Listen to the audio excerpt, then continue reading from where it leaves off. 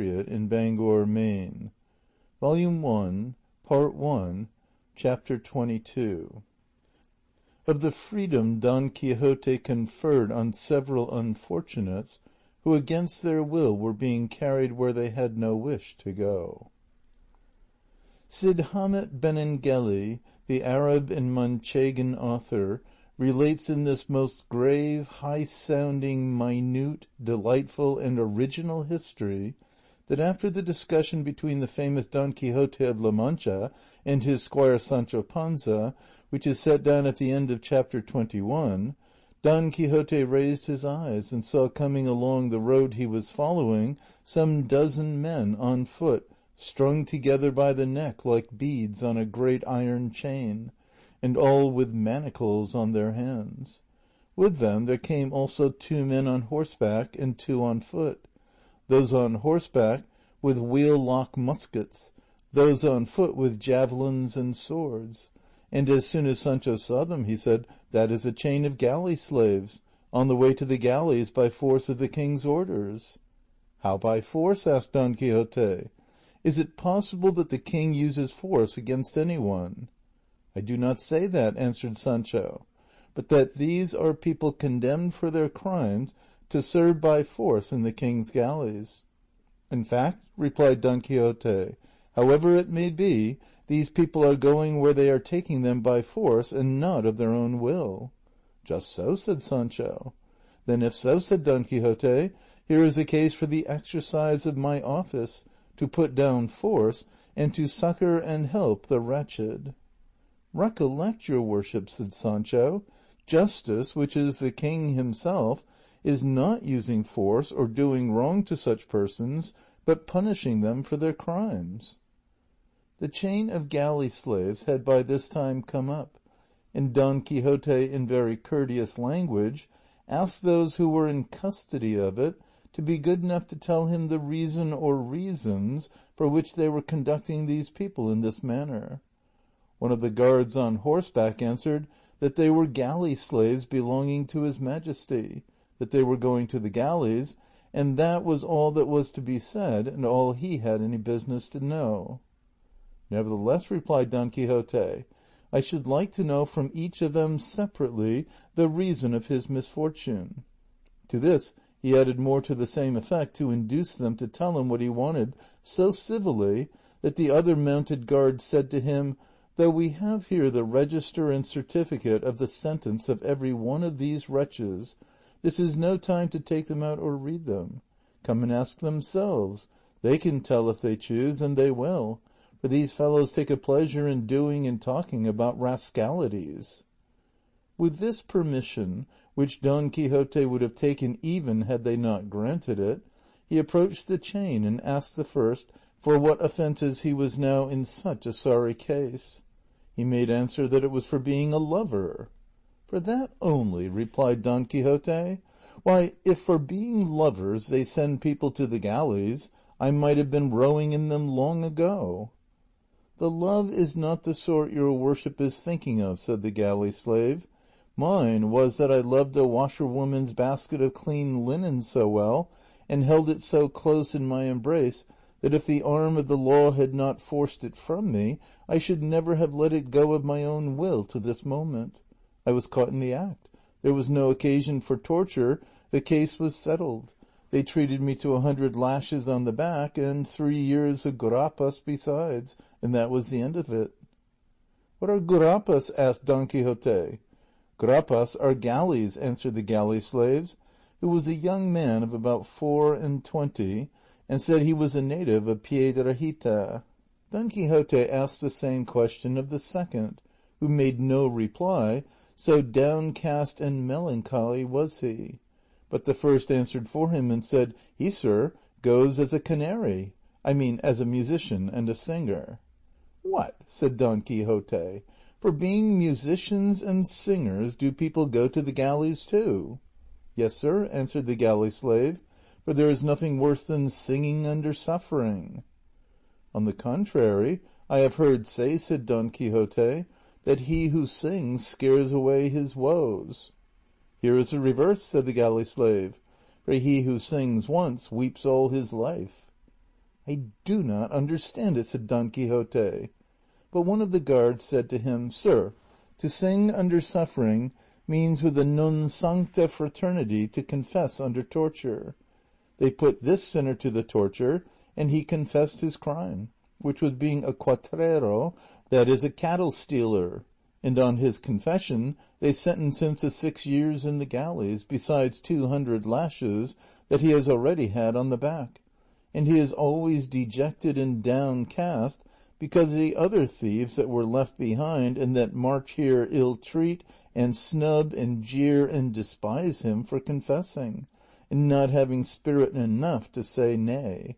For, say they, nay has no more letters in it than yea, and a culprit is well off when life or death with him depends on his own tongue, and not on that of witnesses or evidence, and to my thinking they are not very far out." "And I think so too," answered Don Quixote. Then passing on to the third, he asked him what he had asked the others, and the man answered very readily and unconcernedly, "I am going for 5 years to their ladyships the Grappas for the want of 10 ducats." "I will give 20 with pleasure to get you out of that trouble," said Don Quixote. "That," said the galley slave, "is like a man having money at sea when he is dying of hunger, and has no way of buying what he wants. I say so because if at the right time I had had those 20 ducats that your worship now offers me, I would have greased the notary's pen and freshened up the attorney's wit with them, so that today I should be in the middle of the plaza of the Soco do Ver at Toledo, and not on this road coupled like a greyhound. But God is great. Patience. There, that's enough of it." Don Quixote passed on to the fourth, a man of venerable aspect with a white beard falling below his breast, who on hearing himself ask the reason of his being there began to weep without answering a word. But the fifth acted as his tongue and said, "This worthy man is going to the galleys for 4 years, after having gone the rounds in the robe of ceremony and on horseback." "That means," said Sancho Panza, "as I take it, to have been exposed to shame in public."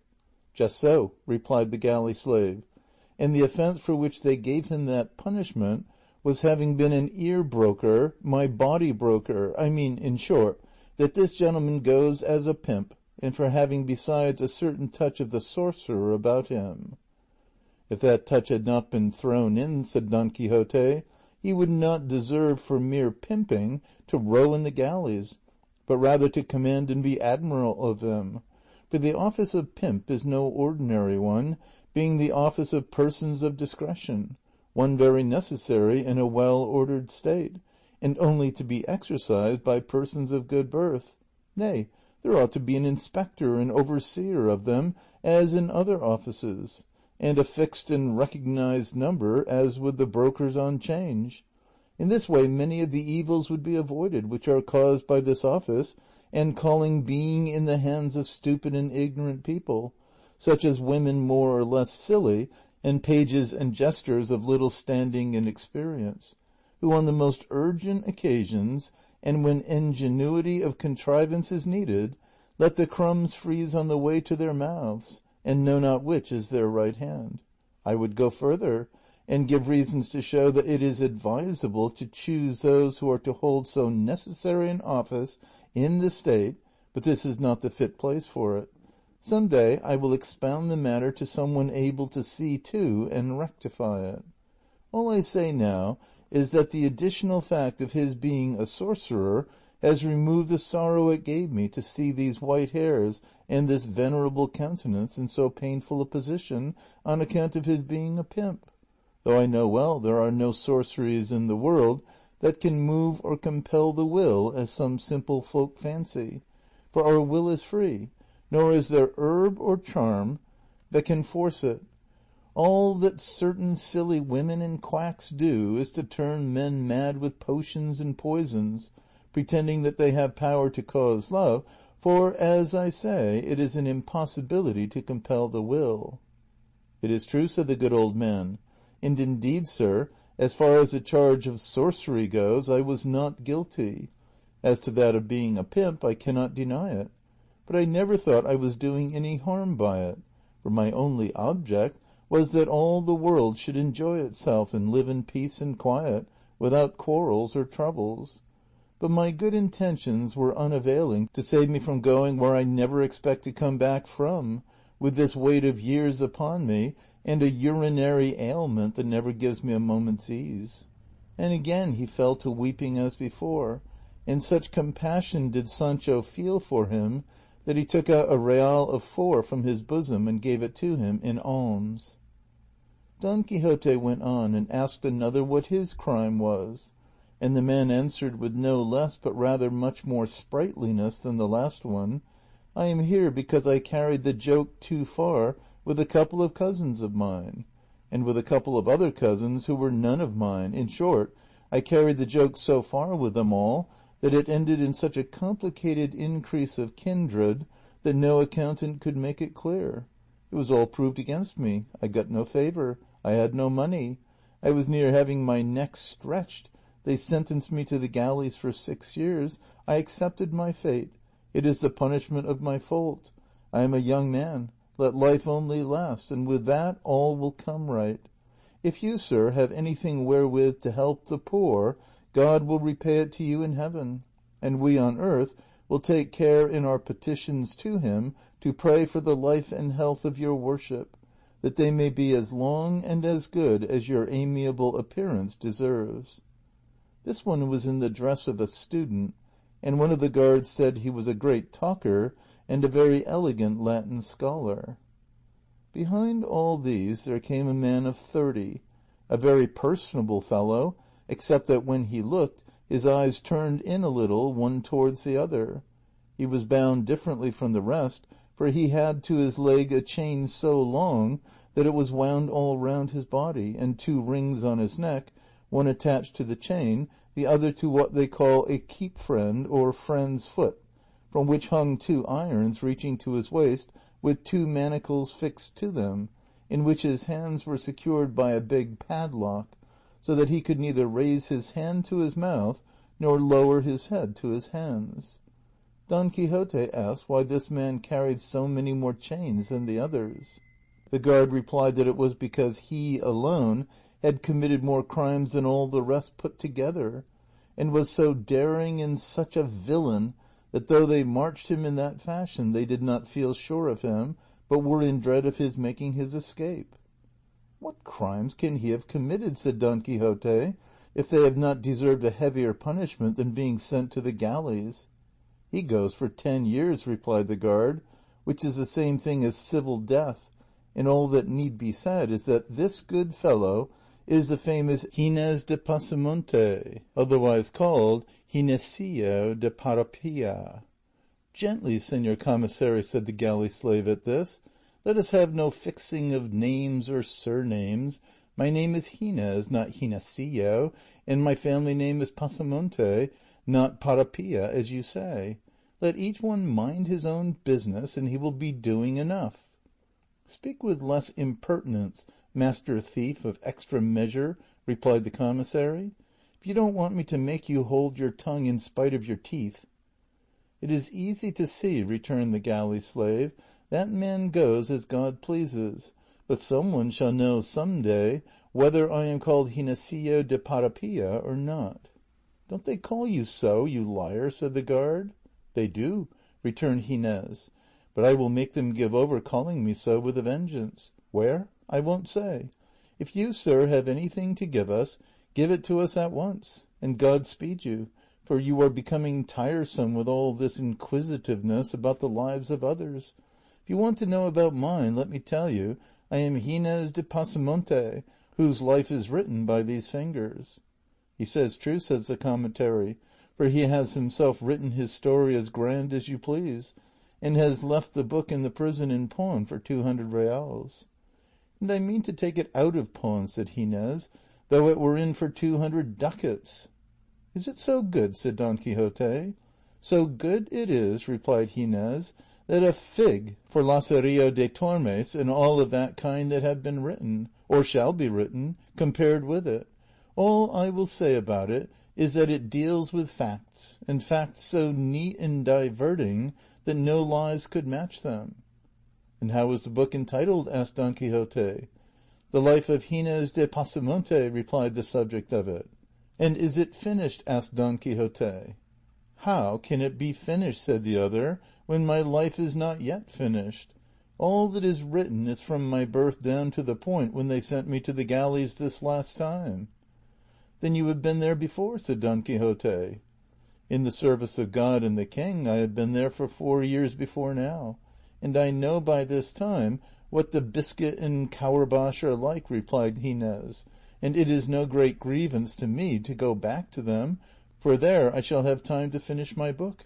I have still many things left to say, and in the galleys of Spain there is more than enough leisure, though I do not want much for what I have to write, for I have it by heart." "You seem a clever fellow," said Don Quixote. "And an unfortunate one," replied Gines, "for misfortune always persecutes wit." "It persecutes rogues," said the commissary. "I told you already to go gently, master commissary," said Pasamonte. "Their lordships yonder never gave you that staff to ill-treat us wretches here, but to conduct and take us where his majesty orders you.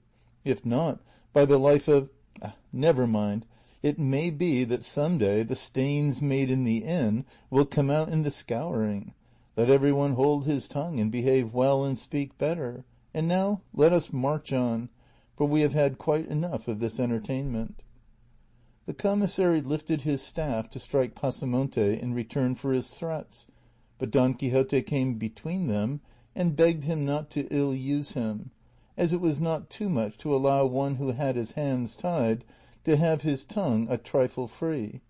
And turning to the whole chain of them, he said, "From all you have told me, dear brethren, I make out clearly that though they have punished you for your faults, the punishments you are about to endure do not give you much pleasure, and that you go to them very much against the grain and against your will, and that perhaps this one's want of courage under torture, that one's want of money, the other's want of advocacy, and lastly the perverted judgment of the judge, may have been the cause of your ruin and of your failure to obtain the justice you had on your side.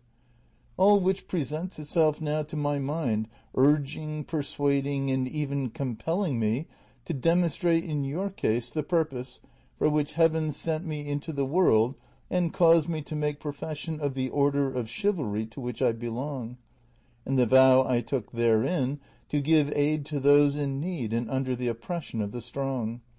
But as I know that it is a mark of prudence not to do by foul means what may be done by fair, I will ask these gentlemen, the guards and commissary, to be so good as to release you and let you go in peace, as there will be no lack of others to serve the king under more favourable circumstances. For it seems to me a hard case to make slaves of those whom God and nature have made free. Moreover, sirs of the guard," added Don Quixote, "these poor fellows have done nothing to you. Let each answer for his own sins yonder. There is a God in heaven who will not forget to punish the wicked or reward the good, and it is not fitting that honest men should be the instruments of punishment to others, they being therein no way concerned.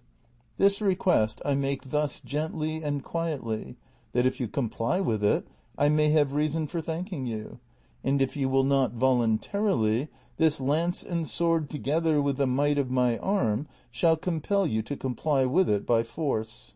"Nice nonsense," said the commissary. "A fine piece of pleasantry he has come out with at last. He wants us to let the king's prisoners go as if we had any authority to release them, or he to order us to do so. Go your way, sir, and good luck to you. Put that basin straight that you've got on your head, and don't go looking for 3 feet on a cat." "'Tis you that are the cat, the rat, and the rascal," replied Don Quixote, and acting on the word, he fell upon him so suddenly that without giving him time to defend himself, he brought him to the ground sorely wounded with a lance thrust, and lucky it was for him that it was the one that had the musket. The other guards stood thunderstruck and amazed at this unexpected event, but recovering presence of mind, those on horseback seized their swords, and those on foot their javelins, and attacked Don Quixote, who was waiting for them with great calmness. And no doubt it would have gone badly with him if the galley slaves, seeing the chance before them of liberating themselves, had not effected it by contriving to break the chain on which they were strung. Such was the confusion that the guards, now rushing at the galley slaves who were breaking loose, now to attack Don Quixote who was waiting for them, did nothing at all that was of any use. Sancho, on his part, gave a helping hand to release Gines de Pasamonte, who was the first to leap forth upon the plain free and unfettered, and who, attacking the prostrate commissary, took from him his sword and the musket, with which, aiming at one and levelling at another, he, without ever discharging it, drove every one of the guards off the field, for they took to flight, as well to escape Pasamonte's musket as the showers of stones the now released galley slaves were raining upon them.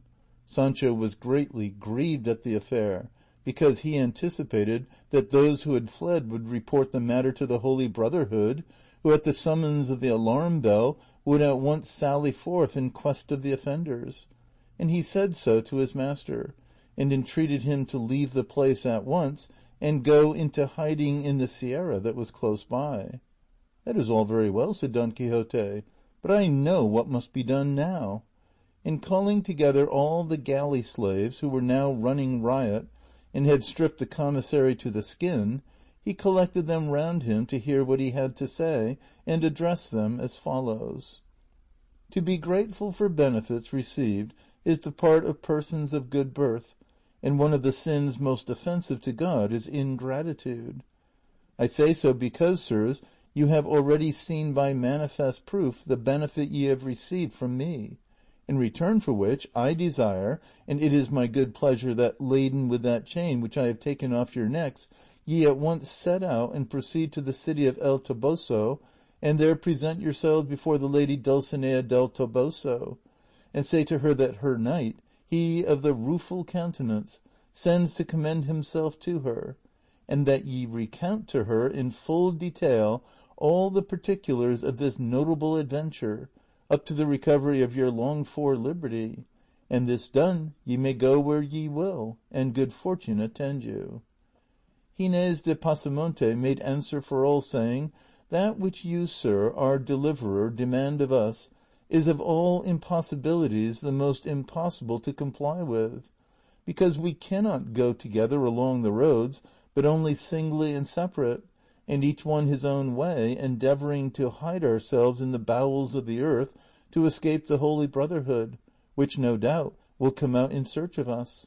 What your worship may do, and fairly do, is to change this service and tribute as regards the lady Dulcinea del Toboso for a certain quantity of Ave Marias and Credos, which we will say for your worship's intention. And this is a condition that can be complied with by night as well as by day, running or resting, in peace or in war. But to imagine that we are going now to return to the flesh pots of Egypt, I mean to take up our chain and set out for El Toboso, is to imagine that it is now night, though it is not yet 10 in the morning, and to ask this of us is like asking pears of the elm tree. Then by all that's good, said Don Quixote, now stirred to wrath, Don son of a bitch, Don Ginacio de Parapillo, or whatever your name is, you will have to go yourself alone, with your tail between your legs and the whole chain on your back. Pasamonte, who was anything but meek, being by this time thoroughly convinced that Don Quixote was not quite right in his head, as he had committed such a vagary as trying to set them free, finding himself abused in this fashion, gave the wink to his companions, and falling back they began to shower stones on Don Quixote at such a rate that he was quite unable to protect himself with his buckler, and poor Rocinante no more heeded the spur than if he had been made of brass. Sancho planted himself behind his ass, and with him sheltered himself from the hailstorm that poured on both of them. Don Quixote was unable to shield himself so well, but that more pebbles than I could count struck him full on the body with such force that they brought him to the ground. And the instant he fell, the student pounced upon him, snatched the basin from his head, and with it struck 3 or 4 blows on his shoulders, and as many more on the ground, knocking it almost to pieces.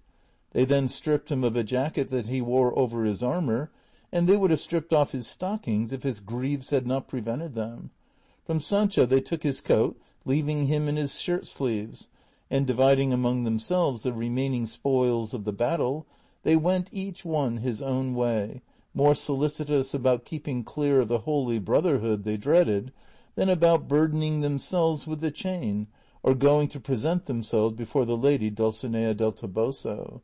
The ass and Rocinante, Sancho and Don Quixote were all that were left upon the spot.